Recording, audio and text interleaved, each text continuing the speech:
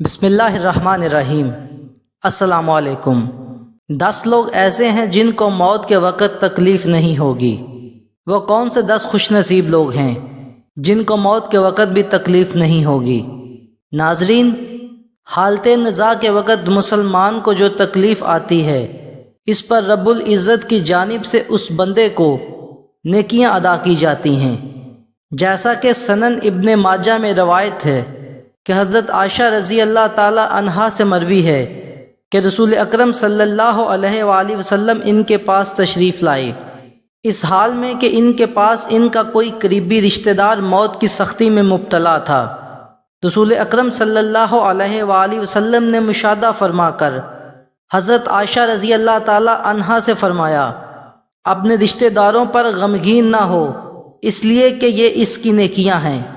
حضرت عائشہ رضی اللہ تعالی عنہا سے اس مضمون کی روایت ہے کہ جب میں نے رسول اکرم صلی اللہ علیہ وآلہ وسلم کی وفات کی تکلیف دیکھی تو اب میں کسی مسلمان کی میت کی حالت نزاع کی تکلیف کو اس کے حق میں برا نہیں سمجھتی۔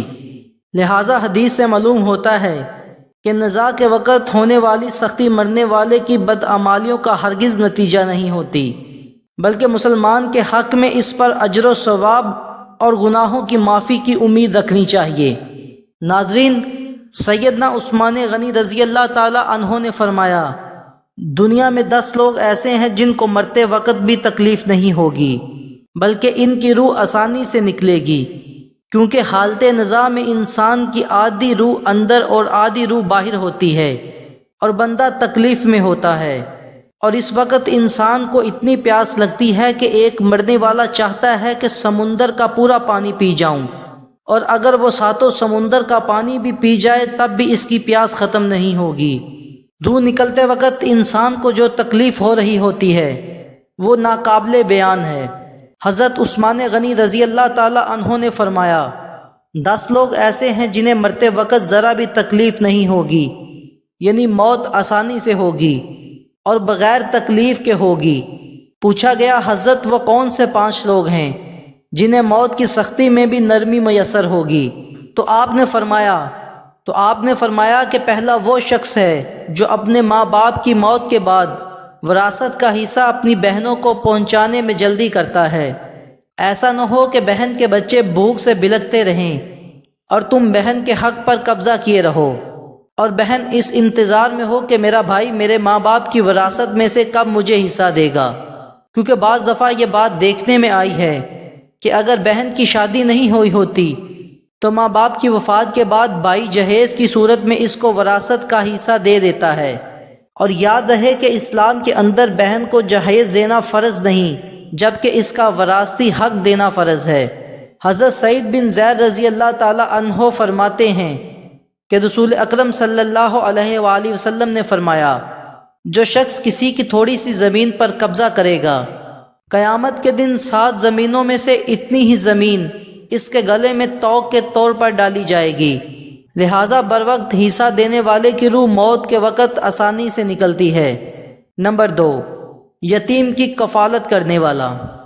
ایسا شخص جو یتیم کے بچوں کی کفالت کرے، اچھی تعلیم و تربیت کرے گا، اس کو بھی موت کے وقت تکلیف نہیں ہوگی۔ حضرت عبداللہ بن عباس رضی اللہ تعالی عنہ سے روایت ہے، جس نے کسی مسلمان کے یتیم بچے کی کفالت کی ذمہ داری لی، اللہ تعالیٰ اسے جنت میں داخل فرمائے گا۔ جبکہ حضرت سہل بن سعد بیان فرماتے ہیں کہ رسول اکرم صلی اللہ علیہ وسلم نے ارشاد فرمایا، میں اور یتیم کی کفالت کرنے والا جنت میں اس طرح ہوں گے جیسے شہادت اور درمیانی انگلی کے درمیان تھوڑا سا فاصلہ ہوتا ہے۔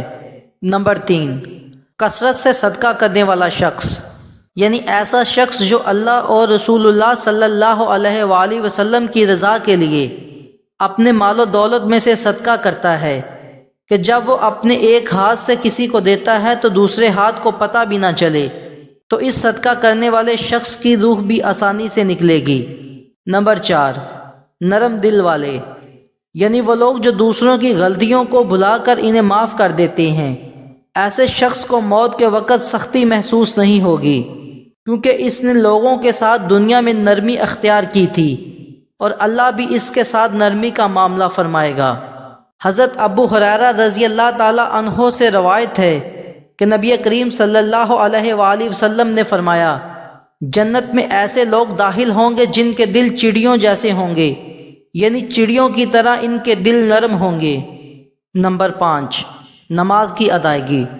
حضرت عثمان رضی اللہ تعالی عنہ نے فرمایا، جو شخص یہ سوچ کر نماز ادا کرتا ہے وہ میرے نبی کی آنکھوں کی ٹھنڈک ہے۔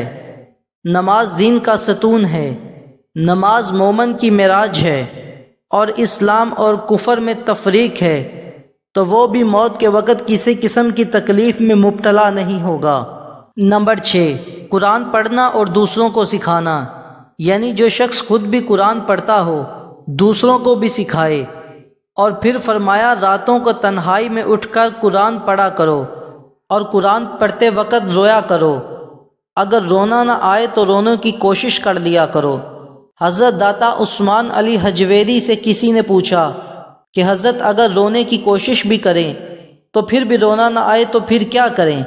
تو آپ نے فرمایا، اپنے مقدر پہ رویا کرو کہ تم اتنے سنگ دل ہو گئے ہو کہ تمہاری آنکھوں سے آنسو نہیں آتے۔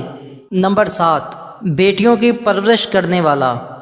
جس شخص کی 2 سے زیادہ بیٹیاں ہوں وہ ان کی خوش دلی سے پرورش کرے، ان کی اچھی تعلیم و تربیت کرے، اور پھر وہ جوان ہونے پر ان کی اچھی جگہ شادی کرائے، اس کو بھی موت کے وقت تکلیف محسوس نہیں ہوگی اور جنت میں داخل ہوگا۔ نمبر 8، راتوں کو قیام کرنے والا۔ جو شخص اٹھ کر رات کو قیام کرے اس کو بھی موت کے وقت تکلیف محسوس نہیں ہوگی۔ نمبر 9، وضو کے بعد 2 رکعت نفل ادا کرنے والا۔ جو شخص وضو کے بعد 2 رکعت نفل باقاعدگی سے ادا کرے گا اس کی روح نکلنے میں آسانی ہوگی اور اسے کسی قسم کی تکلیف نہیں ہوگی۔